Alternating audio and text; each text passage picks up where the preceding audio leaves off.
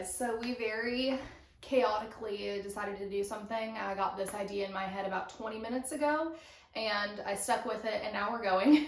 We're gonna go to a used bookstore today that I kind of dread going to a lot of the times, to be completely honest. If you don't go at the right time, it's like over an hour away. The traffic can be ridiculous. It's earlier in the day though, so hopefully that won't be a problem.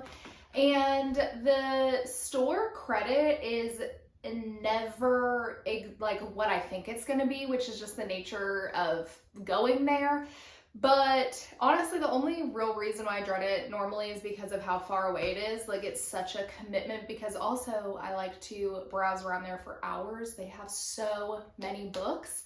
But on the plus side of today, I am going by myself. Normally I bring a friend or Joe with me, but I always feel bad. Like, I always feel like I'm holding them up, like with how long I want to be in there. So hopefully I'm just gonna bring my headphones. I'm just gonna have some time to myself, browsing, seeing if I can get anything. I normally find so many books and I have to put like half of them back. So I don't know how much the whole store credit situation is going to be today, because records, I feel like you can typically sell for more than books, which means they would be able to give me more money to buy them from me, if that makes any sense. We do have a few books that I'm getting rid of that are going to, and I'm going to look at my shelves and really be honest with myself. But I don't really think that I have a lot I want to get rid of that's, I just made eye contact with some, so maybe I do. So to start off with, The Royal We. This is by Heather Cox and Jessica Morgan. I enjoyed this book a lot, actually. Like, genuinely, I really liked this book, but I don't know. I was just kind of like, do I need this? No. And then Edenbrook by Julian Donaldson. This is actually a really good closed door romance if you don't like spice. I actually kind of enjoyed it, but I don't really need it. If He Had Been With Me by Laura Nolan. I don't really care anymore, you know? And then A River Enchanted by Rebecca Ross. The only reason why I'm getting rid of this is because I have the 2 paperback copies that the covers are so much better than this. So I don't need to.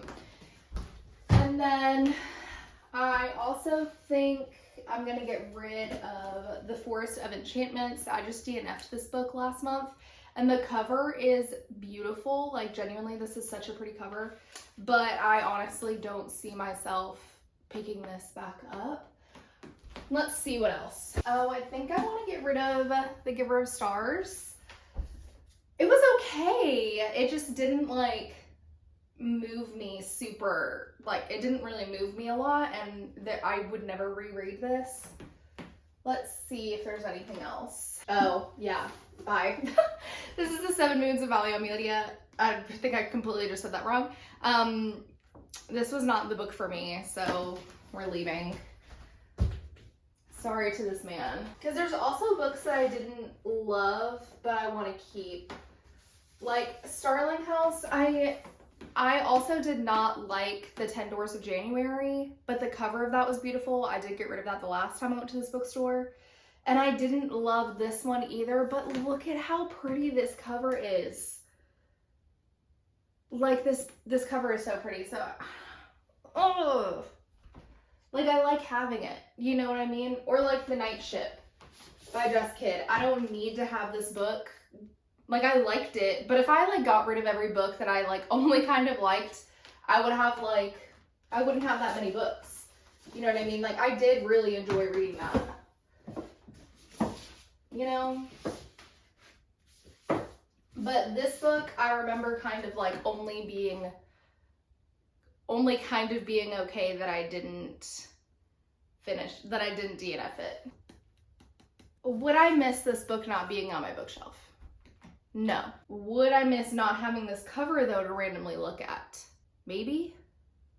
We're gonna think on this. My YA collection, like YA contemporary collection, is very, very slim, and sometimes I think about getting rid of my Divergent books, because I don't care. But then I think about how the very first time I went, I got rid of all of my original covers of the Mortal Instruments books.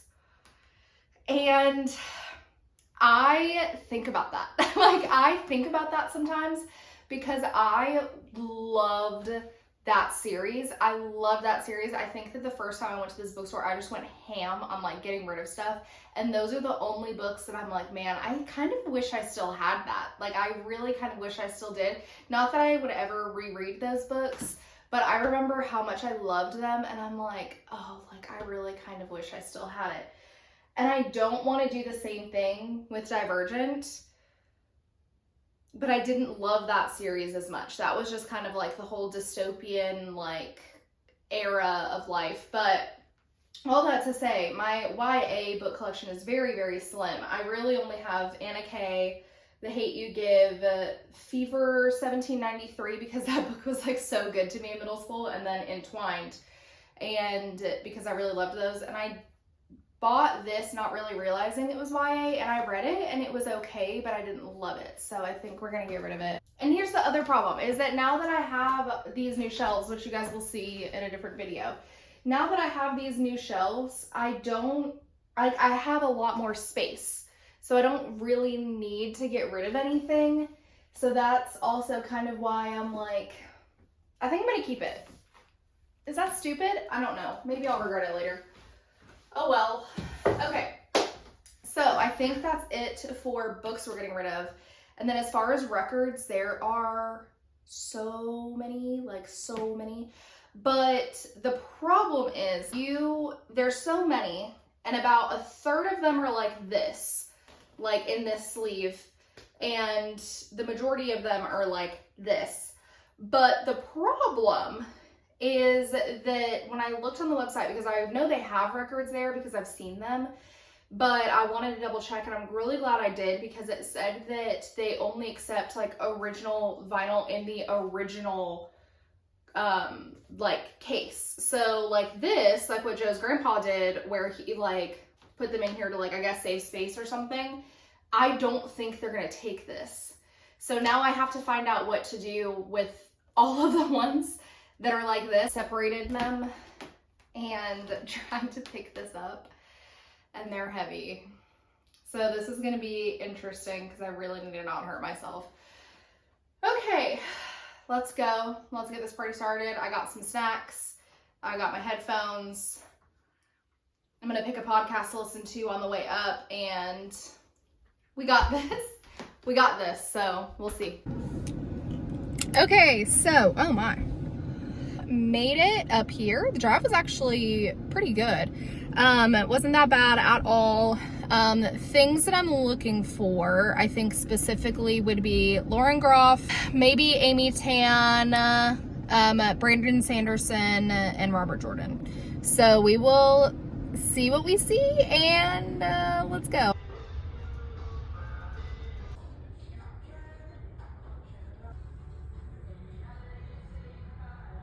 Okay guys, what a journey we have been on since I spoke to you last. Every single part of this day has not gone according to plan. So essentially the reason why I don't have any clips of the used bookstore of Second and Charles is because I'm getting everything out of my car, you know, super excited, whatever, and I go up to the lady and she's like, oh, we can only take this much vinyl, blah, blah, blah. And I'm like, okay, fine. And then she's like, oh, can I see your license? And I look in my bag. I do not have my license. I drove an hour away on the interstate without my license. And then not only did I not have my license, but I didn't have my wallet. So I was like, okay, well, even if I wanted to buy anything, how could I buy anything? And I did use Apple Pay though, don't worry. But I was like, I don't have my wallet. Like, and she was like, oh no, take your time finding it. And I was like, no, like I literally don't have it. And she was like, oh, well, you know, you can't sell unless you have your license. And I was like, well, I've sold here before and I have a picture of my license. And she was like, oh no, like we need the physical copy because anyone could come in and just say like with a license and say that they're them.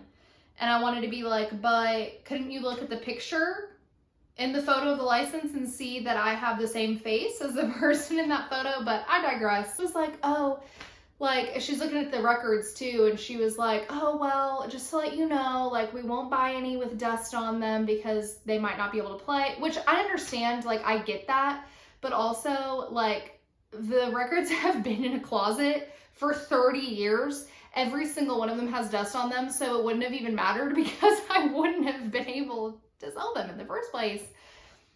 Anyway, I did get some good books though. I did get some good books. We'll start with the ones from that store because I did then go to my local bookstore afterwards because I was like, I just need something that's going to put me in a good mood. I mean, I wasn't in a bad mood. I wasn't going to let it ruin my day that I drove all the way up there not to accomplish what I went up there for. But I was like, you know, I need to go somewhere else also. And I love going there. So like any excuse for me to go there is, I'll take it.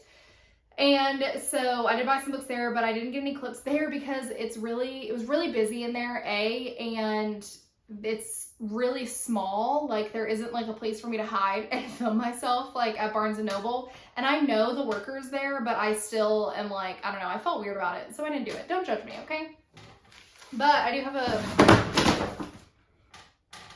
I did end up getting 5 books at the used bookstore. It was only $33 and 3 of them were hardbacks. So I feel like that's pretty good.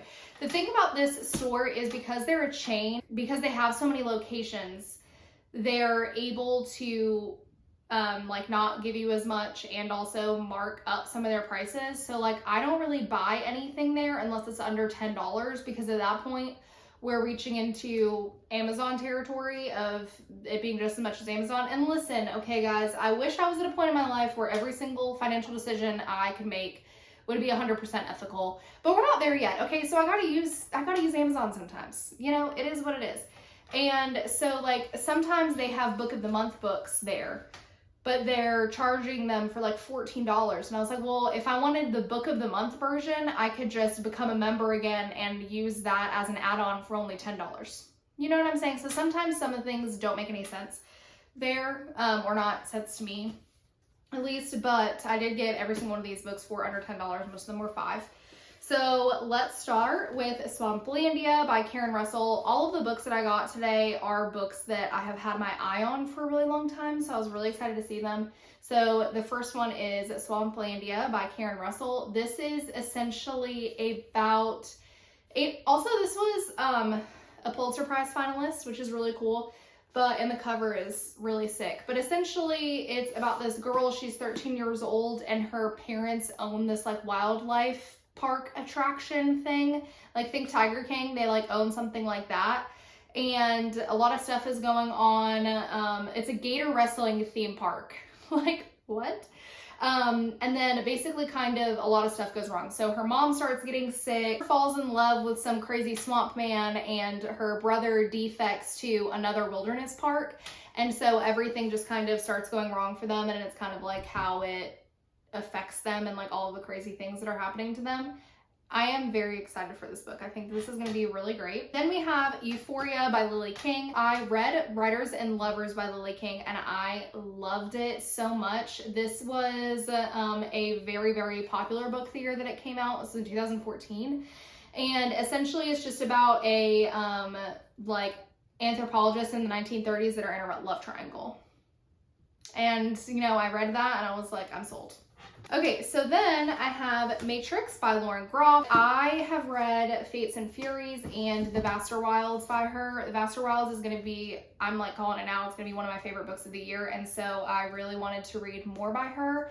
And this one is essentially about nuns, I believe. Equally alive to the sacred and the profane, Lauren Groff's Matrix is a defiant and timely exploration of the raw power of female creativity in a corrupted world. Her first novel since the critically acclaimed bestseller, Fates and Furies, Matrix gathers currents of violence, sensuality, and religious ecstasy in a mesmerizing portrait of consuming passion, abhorrent faith, and women whom history moves both through and around. But I've heard really great things about this, and I am very interested. Okay, so next I got 2 Barbara Kingsolver books. I got Flight Behavior, and the Lacuna. So the Lacuna actually won the Women's Prize for Fiction back when it was called the Orange Prize. And so this one essentially takes place both in Mexico and also the United States, I believe. It says, in her most accomplished novel, Barbara Kingsolver takes us on an epic journey from the Mexico City of artists Diego Rivera and Frida Kahlo to the America of Pearl Harbor, FDR, and J. Edgar Hoover. The Lacuna is a poignant story of a man pulled between two nations as they invent their modern identities. So our main character, our main character essentially becomes friends with Frida Kahlo, and so he's like involved in the art scene down there along with all that stuff that is happening in America that she just said. But I'm very excited about that. I'm going to say that for every single one. Sorry.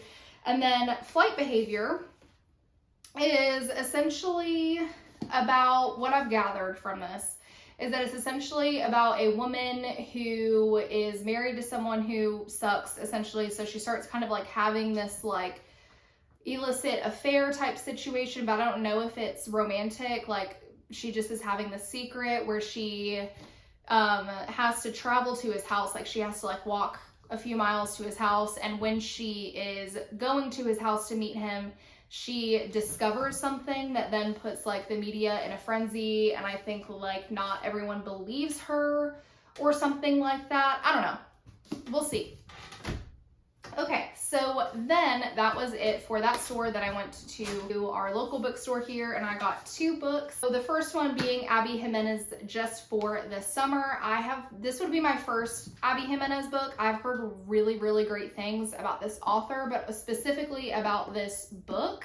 I have seen really, really great reviews, so I'm very interested to see if I like it and if I want to read her other books. Last but not least, this is a book that I've had my eye on for months, and every time I go into this bookstore, I see it, and I'm like, is it time? Is it time?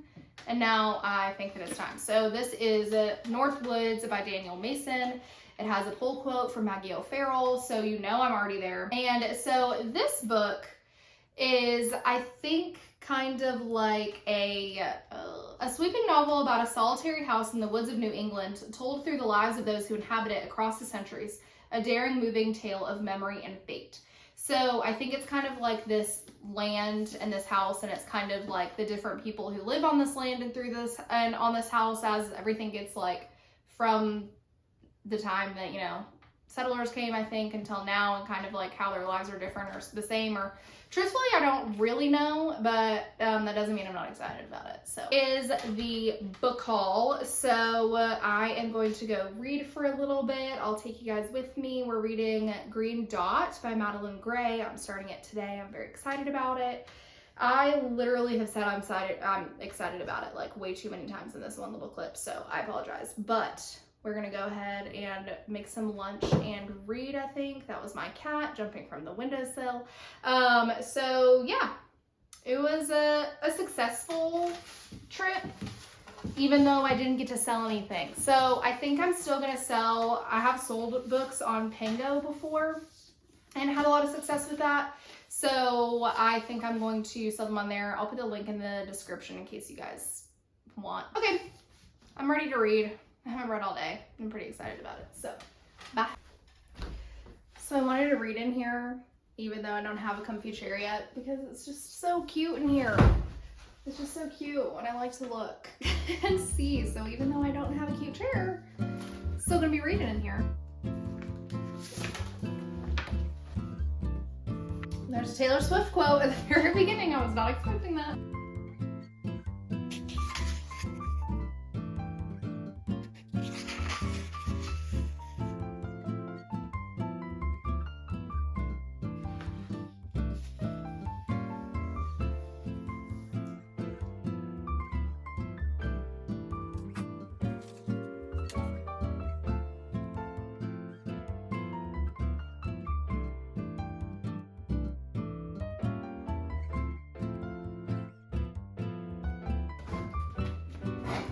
Kiki is going to be actively judging me for drinking white wine, but I don't care. Trying to find an angle to do this at is actually really comical. Okay, so as the last little part of this video, I'm going to give you guys a little book review while I am doing my nails because why not? So, first, a little update on the book that I started today. I started Green Dot and I love it. I think that it is so funny. I love this character, Hera. I love her voice. I think that, where's my brush? I think that she is so, like, her humor is just so funny and witty, and the way that she sees the world is just so comical and also so relatable. She like really doesn't want to work, and so all of her friends have all these aspirations. She's 24, and also some people watching this are gonna be like, girl, come on. But I definitely am feeling that I'm getting old because she's 24, and in my head I was like, oh, I'm 24. I'm not 24. I'm 27. Like, when does that stop? And she just like doesn't want to work, but you know, capitalism, life, she has to work, she has to find a job. And so she gets this dead-end job that's like really extremely unfulfilling. And it is like she's a community moderator. So she basically, like, she doesn't delete comments because then that would technically be like censorship, but they like flag accounts that are like leaving mean comments. And then like after a certain amount of flags, you delete the account. And so that like her job is just like so mind numbing. She's just like going through the motions, and like every day she's like, is this supposed to be the rest of my life? Like, what on earth is this? Like, having jobs is ass. Like, what's going on? And until one of her coworkers, Arthur, who is a 40-something-year-old man, starts talking to her, and she becomes like so infatuated with him. And on the book synopsis, we know that he's married, but at the point that I am at with Hera, she does not know that he's married. I'm almost halfway through the book, and she doesn't know that he's married yet. And I am just so interested to see where this goes. So this is really, really good. I'm moving through it very, very quickly. I might be able to finish it tomorrow even, but also sorry that you guys like can't really see what I'm doing. There isn't really a way to like show all of it like with my setup, so this is what we get. But the book that I wanted to talk to you guys about is Annie Bot by Sierra Greer. I've talked about this book a few times on my channel, and that I have said that I'm excited to read it. It's a new release. It released this month, I think, or the end of March, and basically it is set in the future. And our main character is Annie, and she is essentially a robot. And the type of robot that she is she is a cuddle bunny. So you can guess what she's used for. Her owner, Doug, is like all that she wants in the world, like all that she's programmed to want, I guess you could say, is to please him. So she's learning like new things every day. So he's training her, you know, have this ready when I'm here, have this whatever, don't do this. And through her having been with him for 2 years, she can gauge his moods really well. And so she knows like when, oh, I love this color. It's like a light pink. I don't even know if you can see that. She can gauge really well like when she's done something that's about to set him off, or when someone else does something that's going to upset him. But she is basically way smart. She is like, the people at the headquarters like love her because she's learning so fast and blah, blah, blah, all that stuff. And so she is just trying so hard to please Doug. Like she, like her whole entire, I just got so much of this powder outside of this little thing that is so disappointing. Her entire life and her entire, like all of her emotions, like go around pleasing him and making sure that he's happy and like being the best that she can for him. And if she does anything that upsets him, it makes her so sad. And like that's another cool thing about it, is that she has emotions and she has feelings and she can feel things.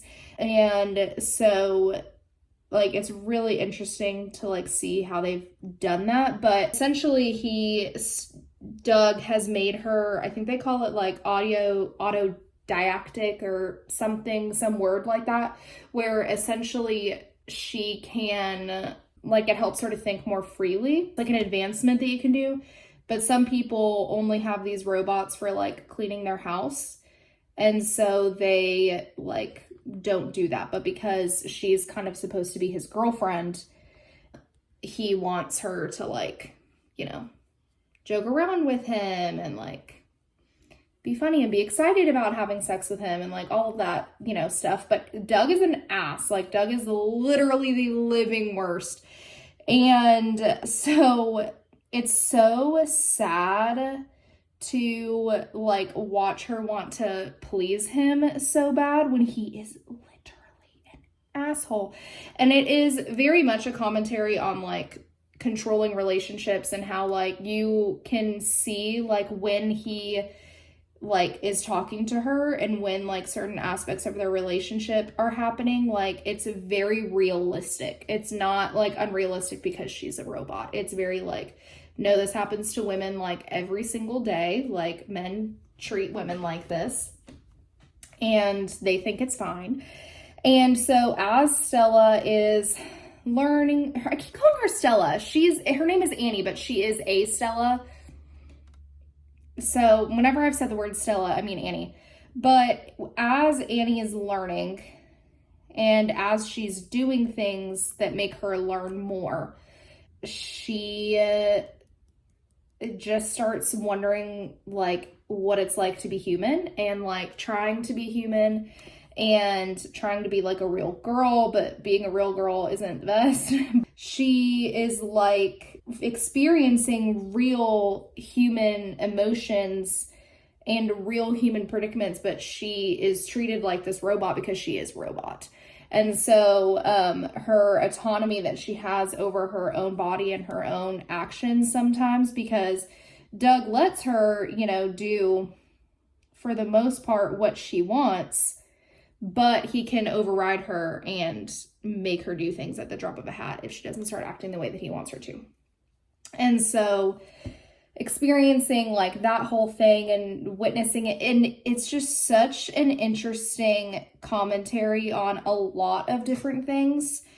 To be completely honest, like I loved Annie, I loved her character, but I really hope that we never get to a place in society where this becomes real, because AI and like robots and stuff like that like really freak me out. Like I like in this, like robots are not trying to like take over the world. They're just like trying to have their own thoughts and feelings. But like AI like gaining autonomy and like robots like and it's so crazy because, you know, there have been what nail was I on?